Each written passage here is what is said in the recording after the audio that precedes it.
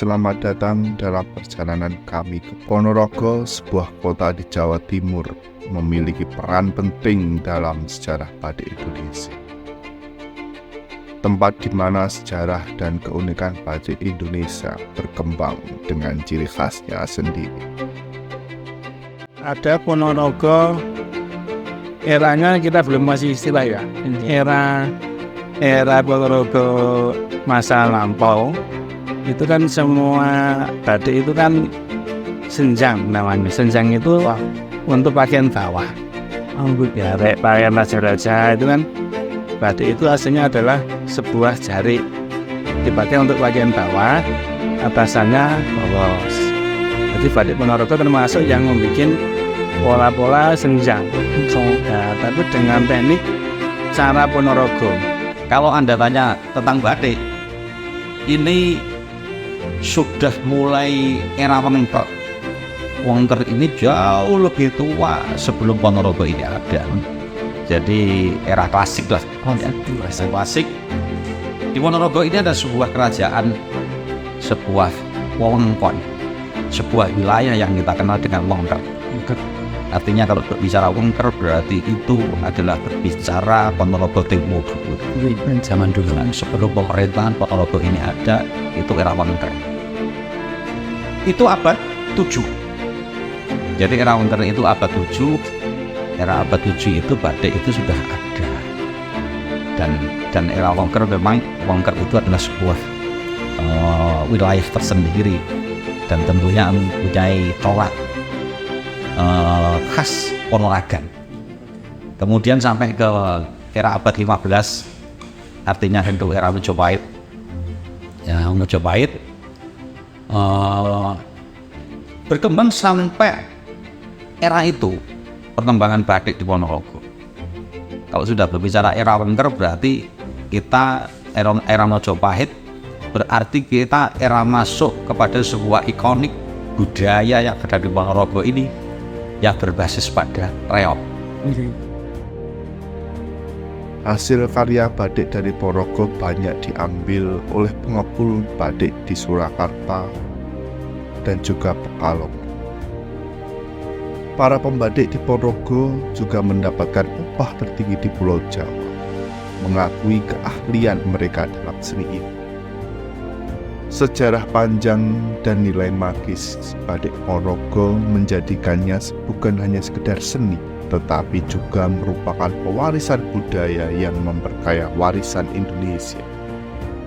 Ia melampaui batasan-batasan sosial dan menghubungkannya masa lalu dengan masa kini. Ya, pada waktu itu batiknya tulis sama cap. Batik tulis dan batik cap dengan jadi pewarnaan yang khas Ponorogo. Tapi kita di depan ada tadi, ya, dan coba tadi. Itu ketika dibawa ke luar daerah, nanti akan, dari mana ya, gitu kan? Yang sudah tahu membelas dari banyak batik, ini bukan daerah Pekalongan, bukan daerah Jogja, bukan daerah Solo. Tapi di mana ya? Ya, Ponorogo termasuk itu. Ponorogo ini kita bawa ke luar negeri pun ini khas Ponorogo secara teknik. Ya. Nah, itu ada yang kita gabungkan dengan dua hal tadi, tekniknya Ponorogan, motifnya reog. Menggunakan bahan pewarna yang terbuat dari tumbuh-tumbuhan asli seperti mengkudu, nila, soga, seni batik Ponorogo adalah simbol keberlanjutan budaya yang sangat penting. Proses perwarnaan yang tradisional menciptakan palet warna yang khas dan identitas yang kuat bagi batik Ponorogo. Bahan pengikatnya dibuat dari soda abu dan garamnya diperoleh dari tanah lumpur. Di Ponorogo, sejarah perkembangan batik tercermin dalam bangunan-bangunan bersejarah yang menjadi saksi bisu era kejayaan. Di daerah seperti Kertosari, Patihan, Babatan, dan tempat-tempat lainnya, rumah-rumah saudagar batik menjadi ikon kejayaan batik Ponorogo. Bangunan-bangunan ini mencerminkan kemakmuran yang telah dicapai melalui seni batik. Dan hingga hari ini, mereka menjadi warisan berharga yang mengingatkan kita pada masa lalu yang Selain itu, untuk mengenang prestasi dan kehebatan Badik Ponorogo pada masa lalu, beberapa jalan di daerah Ponorogo ini diberi nama yang berhubungan dengan badik, seperti Jalan Ugel, Jalan Kawung. Ada lagi grupnya Parang, Parang Group. Kalau di Ponorogo sekarang tinggal nama jalan. Parang Baris ini deh, Parang apa lagi, Parang Centong sebenarnya. Itu dulu tempat membatiknya Ponorogo. Namanya di Ponorogo sebagai alat mungkin untuk menyambung ya. Dan waktu itu masih kondisinya mati suri, pemerintah membuat nama jalan sebagai kenang-kenangan. Nanti kalau generasi berikutnya mempelajari batik, itu bisa. Daerah Cokroamenggalan itu adalah nama-nama yang dikasih nama-nama batik. Karena dulu adalah pusatnya batik di Ponorogo.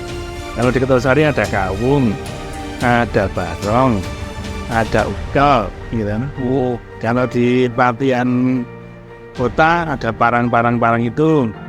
Kalau di Cokroamenggalan ada apa namanya, Tirto Tejo, ada Jalan Sido Luhur, Sido Lagavine, Uzak Hente itu kan ada di Cokroamenggalan. Jadi ada di Cokroamenggalan, Kertosari dan Papian Kota. Itu trisulanya batik Ponorogo. Ponorogo juga memiliki sejarah panjang dalam produksi kain sebagai bahan baku utama. Beberapa bangunan yang dahulunya merupakan pabrik kain masih dapat ditemui di kota ini, seperti pabrik Mori yang berada di Desa Mbabatan. Mereka adalah saksi bisu dari masa lalu ketika Ponorogo merupakan pusat produksi bahan baku batik yang berkualitas tinggi. Selain bangunan-bangunan dan jalan bersejarah, Ponorogo juga memiliki dua komunitas besar yang sangat berperan dalam melestarikan dan mengembangkan seni batik. Komunitas ini bisa disebut Bakti dan Pembatik. Adalah dua garda terdepan dalam menjaga keaslian dari tradisi batik di Ponorogo. Mereka berkomitmen untuk menjaga warisan budaya ini agar tetap hidup dan berkembang, serta terus menginspirasi generasi muda mencintai seni batik pada zaman. Dengan demikian, batik Ponorogo bukan hanya sebuah karya seni, tapi juga sebuah kisah panjang tentang kebesaran budaya dan warisan yang sangat berharga bagi masyarakat Ponorogo dan itu. Bangunan-bangunan bersejarah, jalan-jalan bernama batik, dan komunitas-komunitas yang peduli dengan batik adalah bagian integral dari kisah luar biasa ini. Semoga cerita ini menginspirasi kita untuk lebih menghargai dan merawat warisan budaya yang begitu berharga ini, sehingga batik Ponorogo akan terus bersinar di masa depan. Dan tidak lupa, semoga pemerintah Ponorogo, khususnya Dinas Pariwisata, untuk tetap menjaga batik Ponorogo agar selalu terjaga eksistensinya